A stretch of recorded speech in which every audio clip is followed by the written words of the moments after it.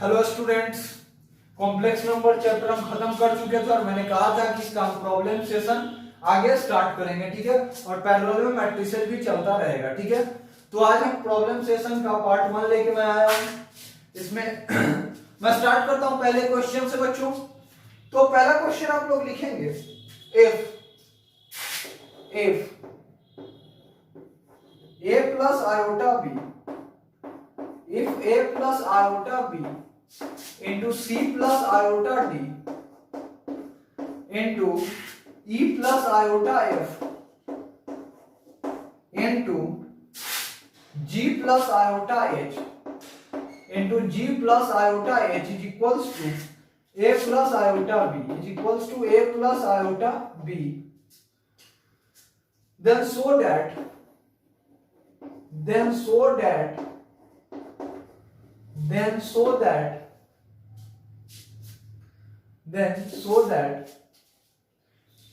a square plus b square into c square plus d square into e square plus f square into g square plus h square is equals to a square plus b square। ठीक है बच्चों, पहला जो हमारा question है वो question क्या कह रहा है कि if a plus iota b into c plus iota d into e plus iota f into g plus iota h is equals to capital A plus iota into capital B, ठीक है बच्चों।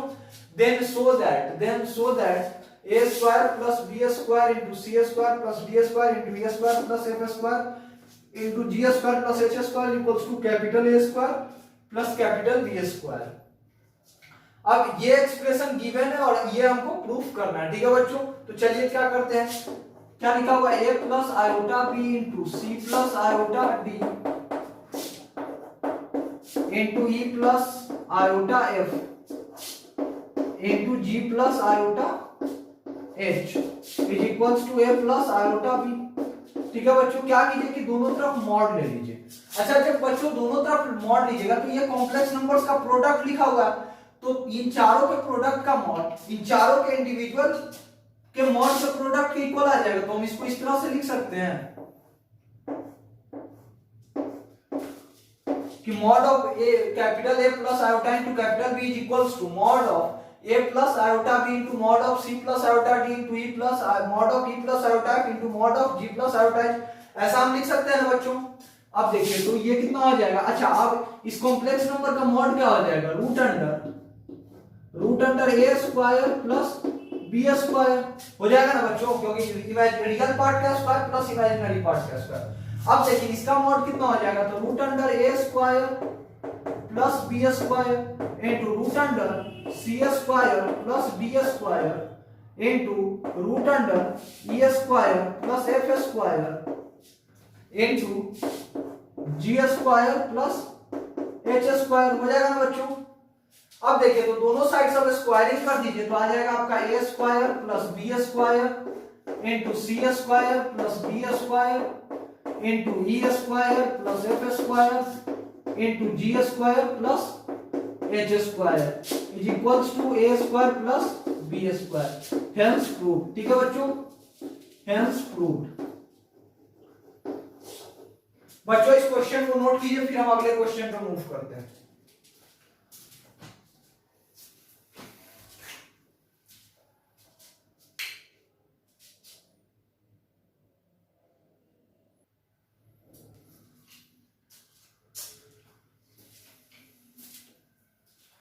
तो student second question है हमारा, if z is equals to x plus iota y, w is equals to 1 minus iota z upon z minus iota and mod of w is equals to 1, then so that z is purely real, this implies z lies on the real axis।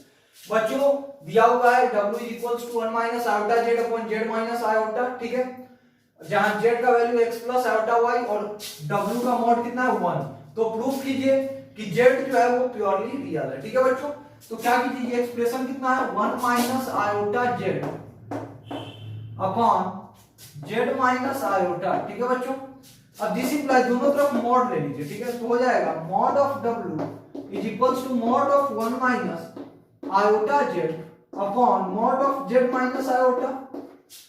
अब देखिए बच्चों W का mod कितना दिया हुआ 1, तो ये हो जाएगा this implies mod of Z minus iota is equals to mod of 1 minus iota Z हो जाएगा ना बच्चों। अब देखिए कि दोनों तरफ आप स्क्वायर कर दीजिए, ठीक है, तो देखिए एक कॉम्प्लेक्स नंबर का स्क्वायर का वैल्यू क्या हो जाता है, complex number into complex number का कॉन्जुगेट, ठीक है, तो यहां से मैं लिख सकता हूं Z minus iota into Z bar plus iota, Z bar plus iota is equals to 1 minus iota Z into 1 plus iota Z bar, 1 plus iota Z bar. समझ में आ रहा है बच्चों।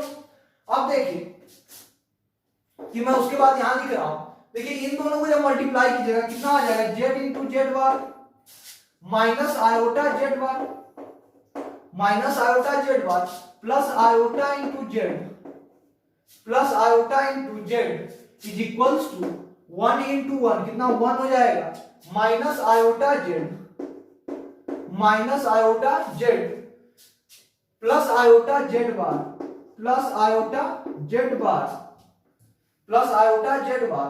उसके बाद क्या आ जाएगा बच्चों, minus iota Z into iota Z bar यानी कि प्लस Z बार, ठीक है बच्चों। तो ये देखिए ये दोनों आपस में कितना कैंसिल आउट हो जाएगा, क्योंकि iota minus iota square Z बार कितना हो जाएगा 1 इंटू Z बार, तो ये दोनों आपस में कितना कैंसिल आउट हो गया बच्चों। समझ में आ रहा है ना।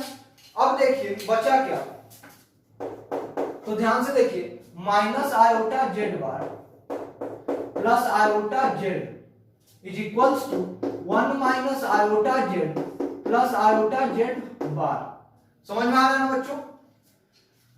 एक बार कैलकुलेशन को फिर से चेक कीजिए, Z into Z bar minus iota Z bar plus iota Z, ठीक है।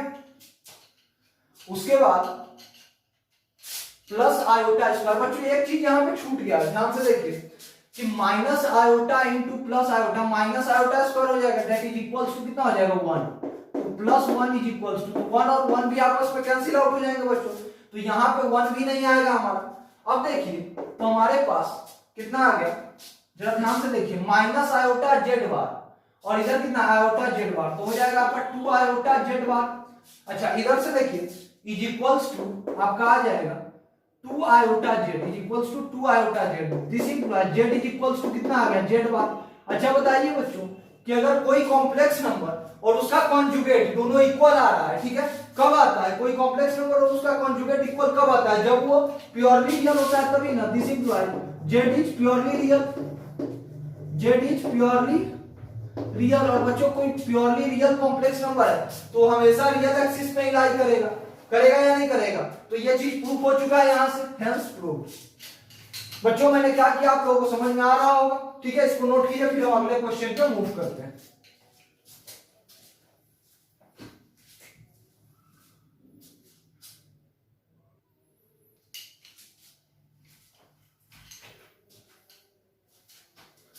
बच्चों प्रॉब्लम सेशन पार्ट 1 में जो हम क्वेश्चंस अभी तक ले रहे हैं ये सारे क्वेश्चन मॉडुलस के प्रॉपर्टी पे बेस्ड क्वेश्चन है, ठीक है बच्चों। अब चलिए तीसरा क्वेश्चन है हमारा, if Z1 Z2 and Z3 are complex numbers such that mod of Z1 is equals to mod of Z2 is equals to mod of Z3 is equals to mod of 1 by Z1 plus 1 by Z2 plus 1 by Z3 is equals to 1, then find the value of mod of Z1 plus Z2 plus Z3। बच्चों ये relation दिया है, इसका value हमको find करना है, ठीक है।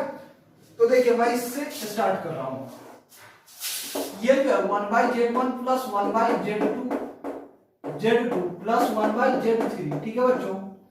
इसको मैं क्या लिख सकता हूं, तो इसको मैं बच्चों लिख सकता हूं Z1 bar upon mod of Z1 square, ये बन जाएगा Z1 बार से ऊपर नीचे मल्टीप्लाई कर दो ये एक्सप्रेशन बन जाएगा। इसी तरह plus Z2 bar upon mod of Z2 square plus Z3 bar upon mod of Z3 square is equals to 1 हो जाएगा बच्चों। ये होगा या नहीं होगा। अब देखिए आप mod of z1 square, mod of z2 square, mod of z3 square तीनों का वैल्यू क्या हो जाएगा 1, क्योंकि mod of z1, mod of z2 और मॉड ऑफ z3 तीनों का वैल्यू क्या दिया हुआ 1। तो यहां से देखिए ये कितना बन गया, this implies mod of z1 bar plus z2 bar plus z3 bar is equals to 1। ठीक है बच्चों, ये कितना आ गया z1 bar plus z2 bar plus z3 बार का मॉड कितना आ गया 1 के इक्वल। या इसको हम इस तरह से भी लिख सकते हैं z1 plus z2 plus z3 के बार का मॉड इज इक्वल्स टू 1 लिख सकते हैं ना बच्चों, क्योंकि एक प्रॉपर्टी मैंने लिखवाया था आपको कि z1 bar plus z2 bar plus z3 bar and so on plus up to zn bar is equals to z1 plus z2 plus z3 and so on up to zn सबके सम का whole bar, ये मैंने लिखवाया था आपको। ठीक है, तो वही चीजें मैंने यहाँ अप्लाई कर दी।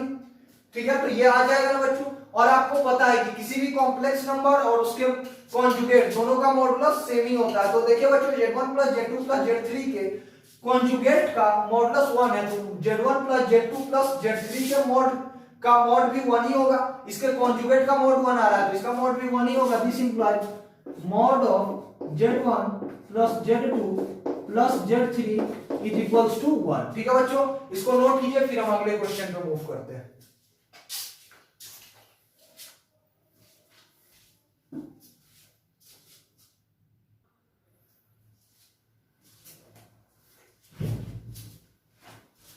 देखिए बच्चों, अगला जो क्वेश्चन है, if alpha and beta are different complex numbers and with mod of beta equals to 1 then find the value of this expression। Alpha और बीटा दो कॉम्प्लेक्स नंबर है जिसमें बीटा का मॉड कितना दिया हुआ है 1। ठीक है, तो इस एक्सप्रेशन का वैल्यू फाइंड करना है। ये एक्सप्रेशन क्या है, beta minus alpha upon 1 minus alpha bar into beta. ठीक है बच्चों, अब देखिए क्या कीजिए आप कि मॉड ऑफ बीटा से ऊपर और नीचे मल्टीप्लाई कर दीजिए, मॉड बीटा। ठीक है, अब देखिए ये जो मॉड बीटा है इसको अंदर ले जाइए। ठीक है, mod of z1 into mod of z2 को mod of z1 into z2 लिखा जा सकता है, तो इस बीटा को अंदर सुनिए, इस बीटा बार इसको बना दीजिए। ठीक है, mod of beta bar upon mod of beta. बच्चों बीटा बार और बीटा का मॉड दोनों तो 1 के इक्वल ही होगा। ठीक है बच्चों, क्योंकि बीटा और बीटा बार दोनों का मॉड सेम होगा और दोनों 1 के इक्वल ही होगा। ठीक है, अब इसको आप अंदर ले जाइए, तो ये बन जाएगा mod of beta bar into beta minus alpha upon 1 minus alpha bar beta का मॉड बन जाएगा बच्चों। और मॉड ऑफ बीटा ये नीचे वाला जो था ये तो 1 हो जाएगा। ठीक है, तो इसको लिखे या ना लिखे कोई फर्क नहीं पड़ता है। अब देखिए ये क्या बन जाएगा, इस बीटा बार को अंदर मल्टीप्लाई कीजिए तो ये बन जाएगा mod of beta into beta bar, यानी कि mod of beta square minus alpha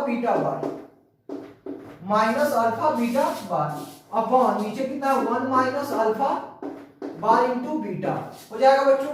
अब देखिए इसका वैल्यू कितना 1 है, तो यहां से देखिए एक्सप्रेशन किस में कन्वर्ट हो गया, this is equals to mod of 1 minus alpha beta bar upon 1 minus alpha bar beta बन जाएगा बच्चों।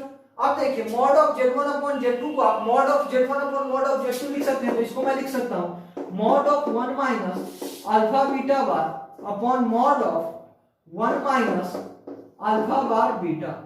जरा आप ध्यान से देखिए बच्चों, आप अगर इसका कॉन्जुगेट लीजिएगा ना 1 माइनस अल्फा बीटा बार का अगर कॉन्जुगेट निकालिएगा तो उसका कॉन्जुगेट इसके इक्वल आएगा। ठीक है, देखिए 1 माइनस अल्फा बीटा बार, ठीक है, इसका कॉन्जुगेट ले लीजिए पूरे का, तो 1 का कॉन्जुगेट तो 1 ही रह जाता है, माइनस कितना आ जाएगा अल्फा और बीटा बार का होल बार क्या हो जाता है बीटा ही हो जाएगा। तो ये देखिए 1 माइनस अल्फा बीटा बार का जब आप कॉन्जुगेट लीजिएगा तो कितना आ जाएगा 1 minus alpha bar into beta, जो कि इसके इक्वल आ जाएगा। बच्चों आप जानते हैं कि किसी कॉम्प्लेक्स नंबर और उसके कॉन्जुगेट का मॉडुलस सेम होता है, तो इसका वैल्यू और इसका वैल्यू दोनों सेम आएगा, इसका मतलब सेम आएगा, तो इसका रेशियो कितना हो जाएगा 1।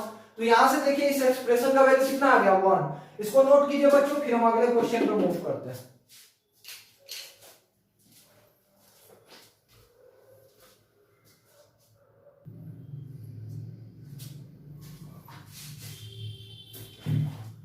देखिए बच्चों अगला क्वेश्चन है हमारा question number 5। If z1 z2 z3 z4 are 4 points in the Argand plane and comma z is a point such that mod of z minus z1 is equals to mod of z minus z2 is equals to mod of z minus z3 is equals to mod of z minus z4. Then the point z2 z3 z4 are. देखिए बच्चों क्या है यहाँ पे z1 z2 z3 और z4 चार point है, ठीक है, कॉम्प्लेक्स प्लेन में। कोई पांचवा पॉइंट है z जो इन चारों पॉइंट से इक्वल डिस्टेंस पे। देखिए z का z1 से जो डिस्टेंस है वही डिस्टेंस z का z2 से भी है, वही डिस्टेंस z का z3 से भी है, वही डिस्टेंस z का z4 से भी है। देखिए mod of z minus z4 यानी कि z और z4 के बीच का डिस्टेंस, सिमिलरली z और z3 के बीच का, z और z2 के बीच का डिस्टेंस, z और z1 के बीच का डिस्टेंस, ये चारों का चारों इक्वल है बच्चों यहां से।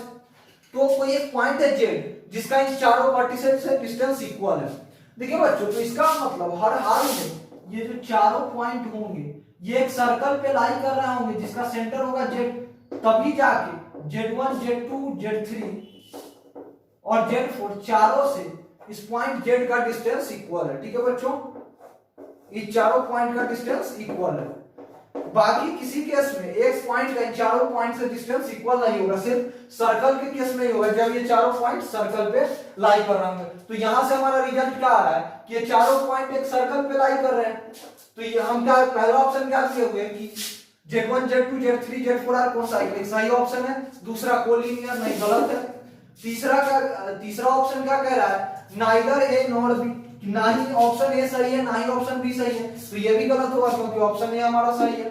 अच्छा कह रहा है डी ऑप्शन में are the vertices of cyclic quadrilateral. बच्चों चारों पॉइंट्स एक सर्कल पे लाई कर रहा है, इसका मतलब ये एक साइक्लिक क्वाड्रिलेटरल को फॉर्म कर रहा होगा, इसका मतलब ये चारों का चारों एक साइक्लिक क्वाड्रिलेटरल का वर्टिसेस है, तो ये ऑप्शन भी सही होगा, ये मल्टीपल करेक्ट है, ठीक है।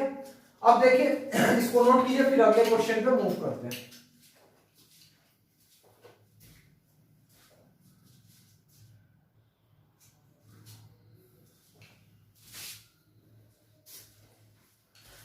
देखिए बच्चों अगला जो क्वेश्चन है उस क्वेश्चन में कह रहा है if mod z is equals to 1 and w is equals to 1 minus z का whole square upon 1 minus z square, then find the value of real part of w। ये जो w जो है 1 minus z का whole square upon 1 minus z square के equal है, ठीक है, इसके रियल पार्ट का वैल्यू निकालना है, ठीक है। और गिवन कंडीशन क्या है, z का मॉड कितना दिया होगा 1, ठीक है।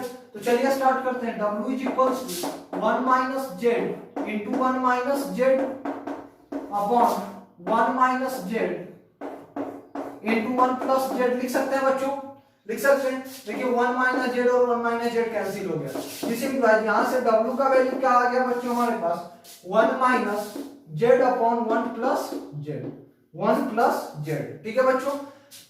अब देखिए यहां पे z का वैल्यू 1 नहीं होना चाहिए, ठीक है, क्योंकि अगर z का वैल्यू 1 हो जाएगा तो ये चीज डिफाइन नहीं होगा। z का वैल्यू 1 होते ही नीचे वाला डिनोमिनेटर 0 बन जाएगा, जो बनना नहीं चाहिए। अब देखिए w का वैल्यू कितना आ गया 1 minus z upon 1 plus z।